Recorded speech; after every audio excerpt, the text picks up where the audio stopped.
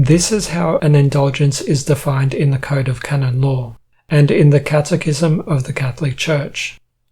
An indulgence is a remission before God of the temporal punishment due to sins whose guilt has already been forgiven, which the faithful Christian who is duly disposed gains under certain prescribed conditions through the action of the Church, which, as the minister of redemption, dispenses and applies with authority the treasury of the satisfactions of Christ and the saints.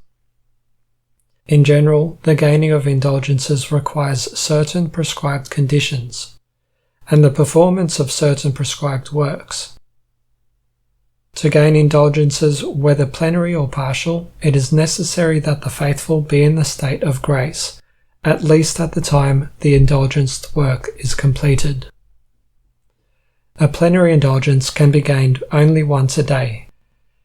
In order to obtain it, the faithful must, in addition to being in the state of grace, have the interior disposition of complete detachment from sin, even venial sin, have sacramentally confessed their sins, receive the Holy Eucharist.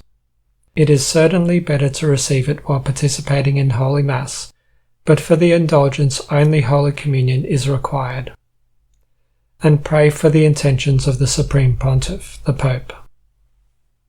It is appropriate but not necessary that the sacramental confession and especially Holy Communion and the prayer for the Pope's intentions take place on the same day that the indulgenced work is performed, but it is sufficient that these sacred rites and prayers be carried out within several days, about 20, before or after the indulgenced act.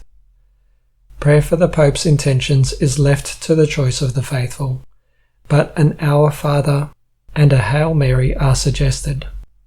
One sacramental confession suffices for several plenary indulgences, but a separate Holy Communion and a separate prayer for the Holy Father's intentions are required for each plenary indulgence. For the sake of those legitimately impeded, confessors can commute both the work prescribed and the conditions required, except obviously detachment from even venial sin. Indulgences can always be applied either to oneself or to the souls of the deceased, but they cannot be applied to other persons living on earth.